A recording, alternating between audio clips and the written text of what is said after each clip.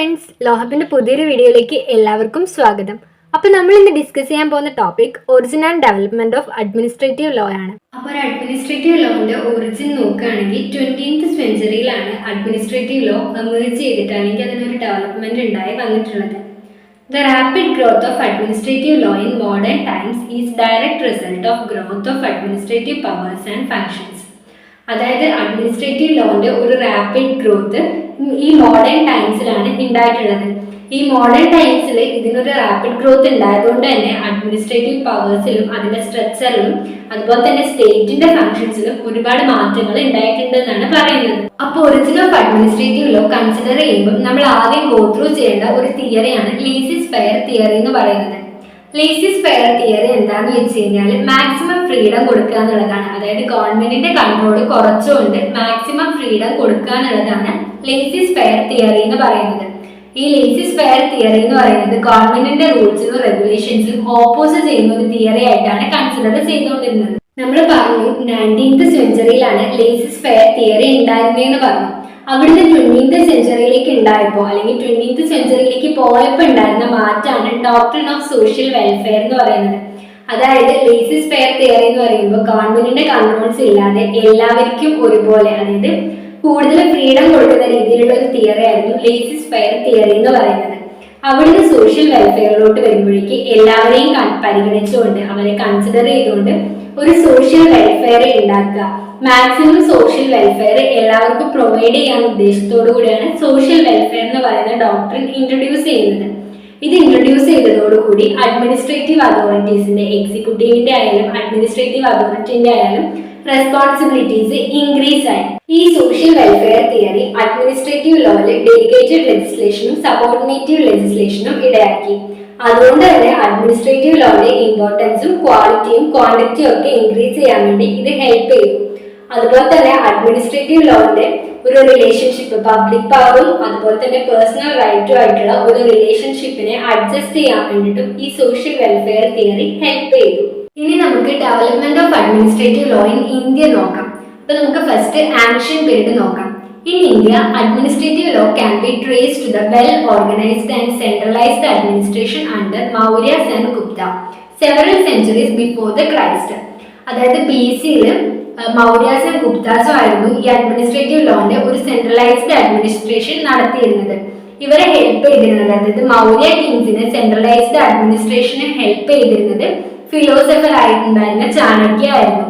അതുപോലെ തന്നെ മനുസ്മൃതിയിലും യജ്ഞവൽക്ക സ്മൃതിയിലും ഈ അഡ്മിനിസ്ട്രേറ്റീവ് ലോയുമായി ബന്ധപ്പെട്ട കോഡ്സ് ഉണ്ടായിരുന്നു. അതുപോലെ തന്നെ റൂളേഴ്സിന്റെ മുന്നിൽ എല്ലാവരും ഈക്വൽ ആയിരുന്നു. അവർ ധർമ്മ എന്ന് പറയുന്ന കൺസെപ്റ്റ് ആയിരുന്നു യൂസ് ചെയ്തിട്ടുണ്ടായിരുന്നത്. ഈ ധർമ്മ എന്ന് പറയുന്ന കൺസെപ്റ്റ് ഒരു പോസിറ്റീവ് ലോ ആണ്. ഇനി വരുന്നത് സുൽത്താനേറ്റ് പീരീഡ് ആണ്. ഇവിടെ സെൻട്രലൈസ്ഡ് അഡ്മിനിസ്ട്രേഷൻ നടത്തിയിരുന്നത് ദിവാൻ ഇ മസീലി എന്ന് പറയുന്ന കോർട്ടിനെ base ചെയ്തിട്ടായിരുന്നു.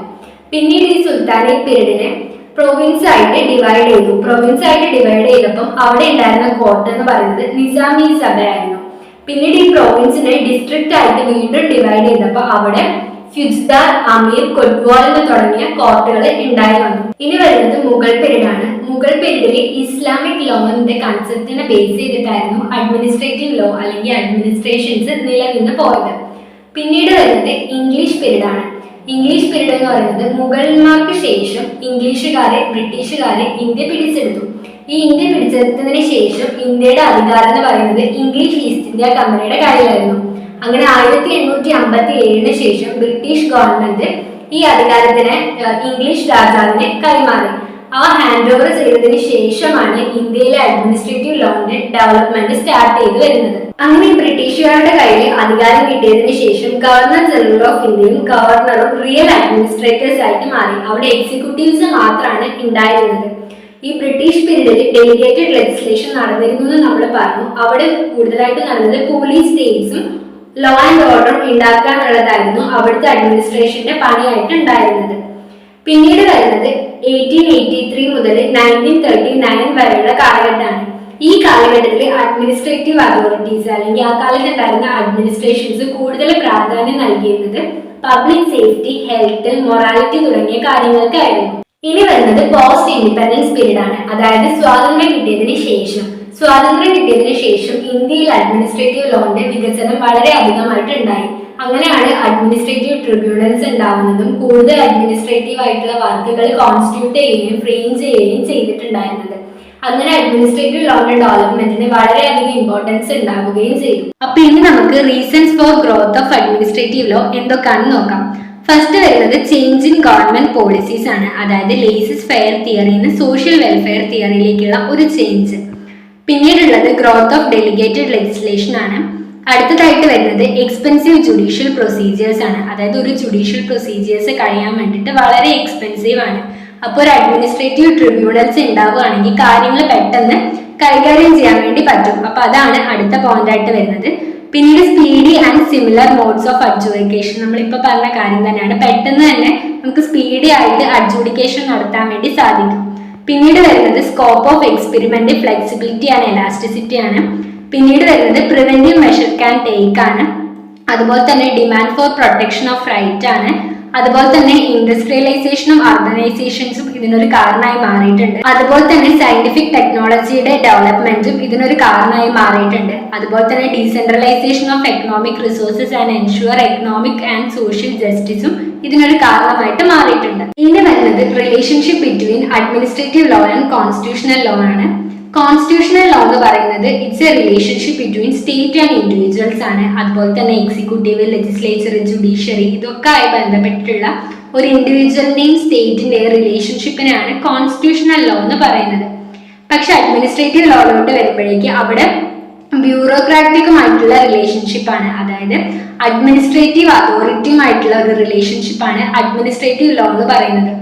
Both constitutional law and administrative law are part of public law എന്ന് പറയുന്നുണ്ട്. അതുപോലെ തന്നെ കോൺസ്റ്റിറ്റ്യൂഷൻ എന്ന് പറയുന്നത് സുപ്രീം ലോ ഓഫ് ലാൻഡ് ആണ്. അതുപോലെ തന്നെ അഡ്മിനിസ്ട്രേറ്റീവ് ലോന്റെ സ്കോപ്പ് എന്ന് പറയുന്നത് കോൺസ്റ്റിറ്റ്യൂഷണൽ ലോനെക്കാളും വൈഡർ ആണെന്ന് പറയുന്നുണ്ട്. According to Holland, constitutional law describes the various organs of government at rest, while administrative law describes the motion. ഇനി ജെന്നിങ്സിന്റെ അഭിപ്രായത്തിൽ നോക്കുകയാണെങ്കിൽ administrative law deals with the organisation, function, power, duties of administrative authority, while constitutional law deals with the general principles. ഇനി നമുക്ക് distinction between constitutional law and administrative law എന്തൊക്കെയാണെന്ന് നോക്കാം.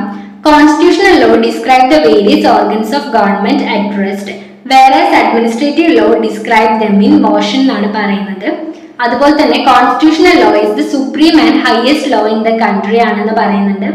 അതുപോലെ തന്നെ while administrative law is subordinate to the constitutional law ആണെന്ന് പറയുന്നുണ്ട്.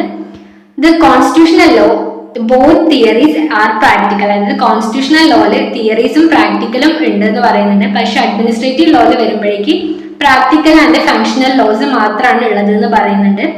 Constitutional law gives power to the supreme legislation to the parliament, but administrative law subordinate legislation to the executive ആണെന്ന് പറയുന്നുണ്ട്.